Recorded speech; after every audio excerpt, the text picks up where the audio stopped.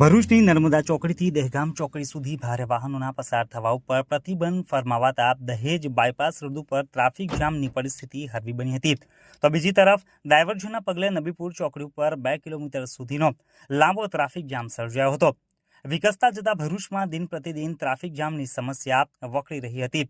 ખાસ કરીને દહેજ બાયપાસ રોડ ઉપર એક્સપ્રેસ હાઈવેના એક્ઝિટ અને એન્ટ્રી તેમજ શ્રવણ ચોકડી નજીક નિર્માણ પામી રહેલ નવા ઓવરબ્રિજના પગલે પ્રતિદિન ચક્કાજામની પરિસ્થિતિનું સર્જન થયું હતું. ત્યારે બોર્ડની પરીક્ષા દરમિયાન વિદ્યાર્થીઓ આ ટ્રાફિક જામમાં ન ફસાય તે માટે તંત્ર દ્વારા મહત્વપૂર્ણ નિર્ણય લેવામાં આવ્યો છે. તંત્ર દ્વારા જાહેરનામું બહાર પાડીને નર્મદા ચોકડીથી દહેગામ ચોકડી સુધી ભારે વાહનોને અવર જવર ઉપર પ્રતિબંધ ફરમાવાયો છે.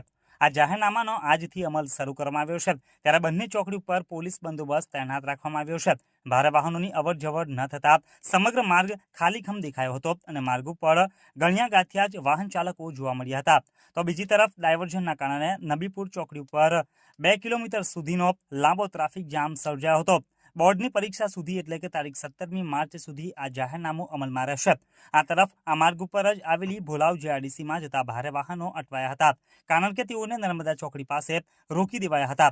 ત્યારબાદ આવશ્યક ચીજ વસ્તુઓનું વહન કરતા ભારે વાહનોને પસાર થવા દેવા નિર્ણય લેવામાં આવ્યો હતો. સમગ્ર ગુજરાતમાં ધોરણ 10 અને 12ની બોર્ડની પરીક્ષાઓ ચાલી રહી છે. જે લગત ભરૂચ જિલ્લામાં બોર્ડની પરીક્ષાના વિદ્યાર્થીઓને પરીક્ષા સેન્ટર સુધી પહોંચવા માટે અને પેપર્સ લઈ જતી આવતી ગાડી અને ઇમરજન્સી એક્ઝામ ડ્યુટીવાળા વાહનોને કોઈપણ જાતની તકલીફ ન પડે તે સારું જિલ્લા કલેક્ટર સાહેબશ્રી તથા ડીએસપી સાહેબશ્રીએ એક જાહેરનામા માટેનું એક કાર્યવાહી કરી છે, જેમાં દહેજ બાયપાસથી લઈ દહેગામ બાયપાસથી લઈ નર્મદા ચોકડી સુધી હેવી વ્હીકલ તથા ભારે વાહનોને રોક લગાવવામાં આવી છે. તેના સ્વરૂપે આજે ખૂબ જ ઓછો ટ્રાફિક જોવા મળ્યો છે.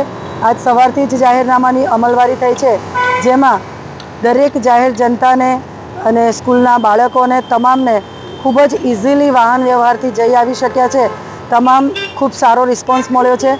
જે વાહનોને ડાયવર્ટ કરવામાં આવેલા છે હેવી વાહનોને એને પણ થોડો ટ્રાફિક નડ્યો છે ફાટકના કારણે, પરંતુ જે અગાઉ જે એમને ટ્રાફિક નડતો હતો એટલો ટ્રાફિક એમને નડ્યો નથી અને એ પણ ઇઝીલી મૂવમેન્ટ કરી શક્યા છે. તો તમામ જનતાને એક અમારી રિક્વેસ્ટ છે કે સાહેબશ્રીના આ જાહેરનામાનું પાલન કરશો. જય હિન્દ.